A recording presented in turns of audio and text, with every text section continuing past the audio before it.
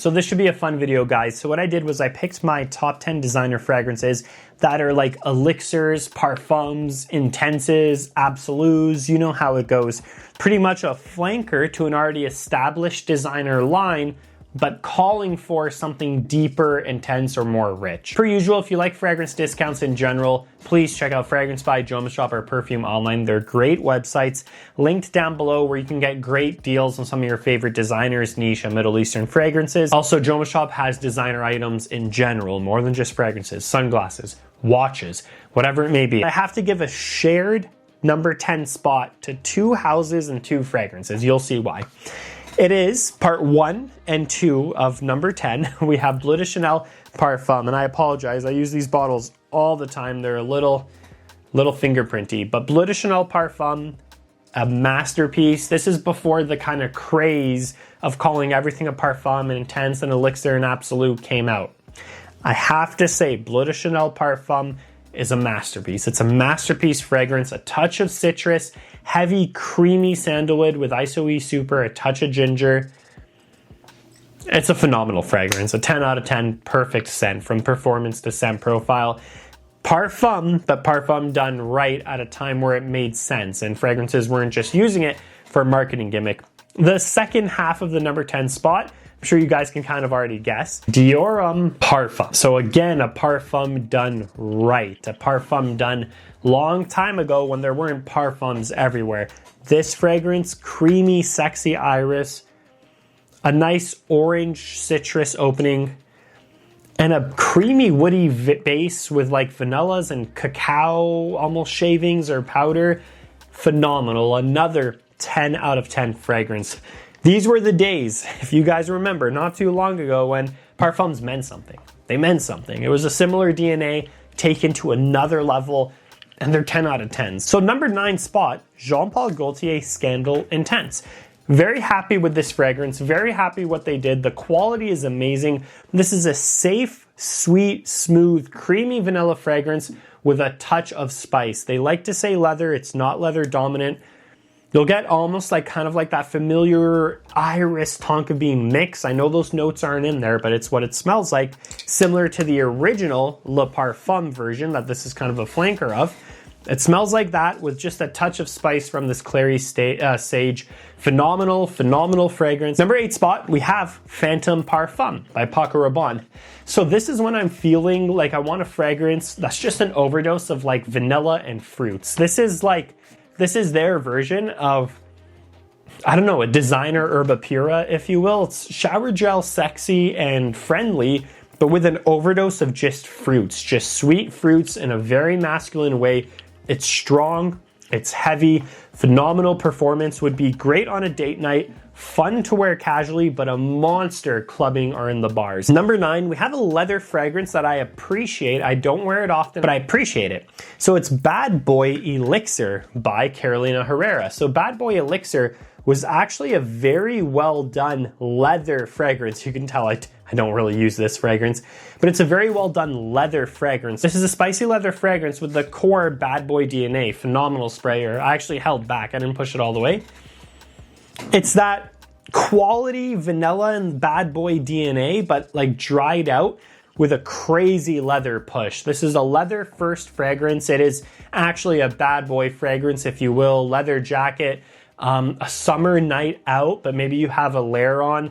It is intense. It is very strong leather at an incredible quality. We're talking niche level quality leather here. Next up, we are gonna talk about Dior Sauvage Elixir. Of course, you guys knew it was coming. Dior Sauvage Elixir is a great elixir fragrance. Again, this video is about parfums, elixirs, absolus, intenses. We know this one you could kind of argue started the modern craze in making everything an absolute or an elixir or whatever it may be. The modern craze, you know, just a couple years old now, but it was good.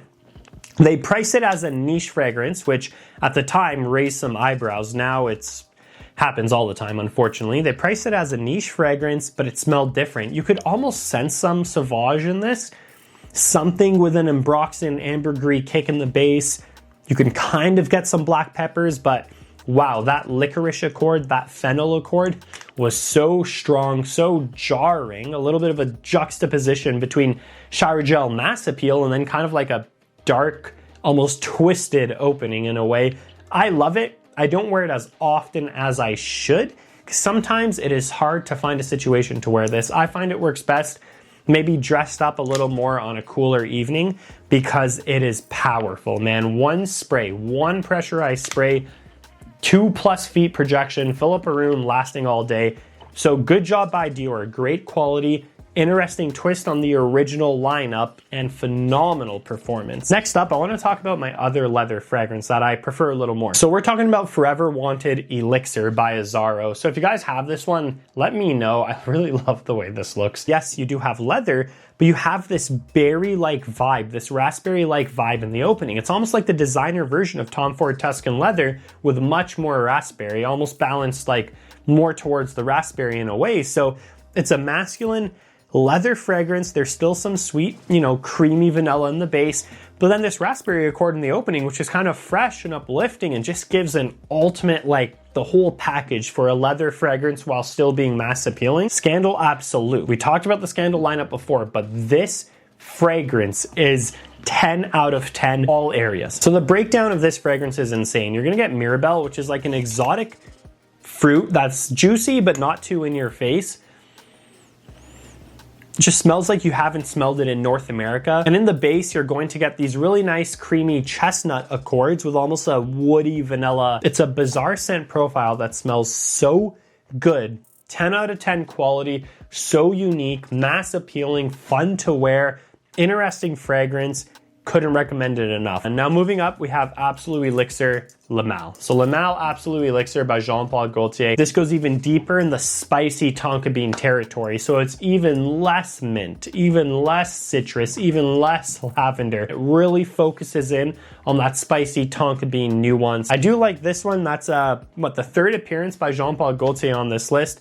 Love them. Number 2 spot, Valentino Born in Roma Intense. Born in Roma Intense is like one of my favorite clubbing fragrances. It's up there with Ultramall, Eros, Polo Red Extreme by Ralph Lauren. This is a great release because it is so strong and heavy, and that bubble gum, like literal bubble gum spicy opening, but it really still brings that vanilla creamy wood that's similar to a lot of these fragrances that help push the fragrance and make it last and smell high quality. It's a fun fragrance. It is a very fun fragrance. Smells like nothing else in my collection. It's Valentino's version of Ultramall. It doesn't smell like Ultramall, but it's that vibe. It's the fun, sexy, playful, clubbing date night fragrance in the Valentino lineup. And now my current number 1. This is YSL Myself L'Absolu. This one really shocked me. It smells nothing like the original Myself, which was an eau de parfum. Like that was the original. This is just